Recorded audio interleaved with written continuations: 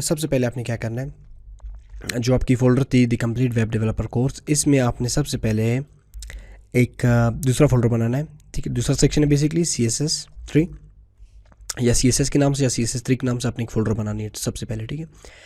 इसके बाद जो टेक्स्ट एडिटर है, ब्रैकेट्स आप यूज़ कर रहे हैं, इसमें आपने एक नया फाइल बनानी है और इसको सेव करना है।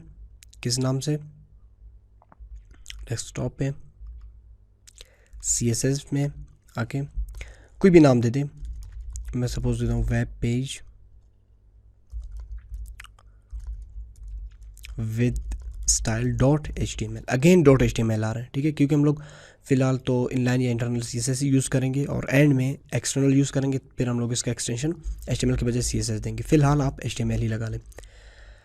अब क्या करना है, HTML की बेसिक स्ट्रक्चर हमें पोर्ट करनी है। लाइव रिव्यू भी ज़रा लगाते हैं, ठीक है यार है। HTML की बेसिक स्ट्रक्चर क्या थी? HTML open, HTML close, head open, head close,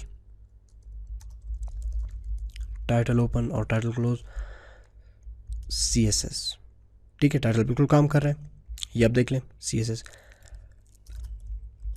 body open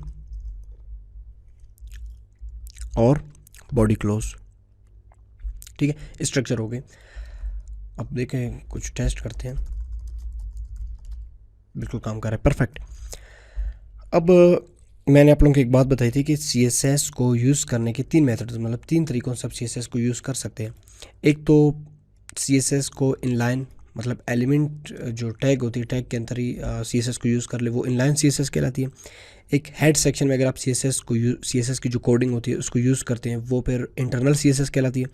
अगर आप इसी CSS को, यानी ये जो लैंग्वेज होती है CSS की कोडिंग, इसको अगर एक एक्सटर्नल फाइल में कर ले तो ये बेसिकली सिंपल नाम से ही ज़ाहिर है एक्सटर्नल, तो वो एक्सटर्नल CSS कहलाएगी। और इस क्लास में हम लोग CSS को इनलाइन CSS पढ़ रहे हैं, ठीक है। तो यानी एलिमेंट के अंदर CSS को किस तरह आप यूज़ कर सकते हैं। सपोज़ मैं एक H1 बनाता हूँ और उस पर लिखता हूँ वेलकम टू CSS। अब इसको मुझे स्टाइल करनी है, ठीक है, कलर वगैरह कुछ भी, क्योंकि जो प्रॉपर्टीज़ होंगी CSS की वो हम लोग पढ़ते जाएंगे। तो सबसे पहले आपने क्या करना है, H1 स्पेस एक एट्रीब्यूट यूज़ करनी है स्टाइल के नाम से। स्टाइल इक्वल टू अब वैल्यू में फिर आप CSS यूज़ करेंगे बेसिकली, ठीक है। अब ये HTML के वैल्यूज़ नहीं होंगे, अब CSS के ही वैल्यूज़ होंगे। सपोज मुझे इसे कलर देना है तो सिंपल आप क्या करेंगे, कलर कॉलन्स, अब कलर का अपने नाम लिखना है। अब वैल्यू आ रहा है, ये प्रॉपर्टी है, ठीक है, फिर कॉलन्स आएंगे, प्रॉपर्टी के बाद फिर कॉलन्स आते हैं, फिर आपने वैल्यू देनी है। अब नाम से ज़्यादा देख कलर है तो फिर आपने कलर कोड या कलर का नाम देना है। सपोज़ ब्लू में यूज़ करता हूँ, ब्लू, और फिर एंड में सेमीकोलन, सेव और रिफ़्रेश। अब देखें बिल्कुल सही, ब्लू कलर इस पर काम कर रहे हैं। इसी तरह आप फ़ॉन्ट साइज़ भी ज़्यादा कर सकते हैं। फ़ॉन्ट डैश साइज़ अगर मैं 100% कर लूँ, सेमीकोलन, सेव, तो क्या मसला क्या आ रहा है कि साइज़ में छोटा आ रहा है। बेसिकली ये जो हेडिंग होती है इसकी वेट, ठीक है। फ़ॉन्ट साइज़ परसेंटेज में भी आप यूज़ कर सकते हैं, ठीक है, यूनिट्स मुख्तलिफ होते हैं। सपोज़ 40%, ठीक है, परसेंटेज में भी यूज़ कर सकते हैं। PX में भी यूज़ कर सकते हैं, सपोज़ 100 PX, ठीक है, और EM में भी यूज़ कर सकते हैं। ये बेसिकली यूनिट्स रहते हैं साइज़ के, ठीक है। तो ज़्यादातर तो हम लोग पिक्सल्स यूज़ करते हैं यहाँ पे साइज़ में, ठीक है। ये बेसिकली इनलाइन CSS होती है। इसी तरह अगर आप ख़ुद भी ट्राई कर लें एक पैराग्राफ को या किसी और एलिमेंट को कलर करने के लिए या CSS इफेक्ट अप्लाई करने के लिए,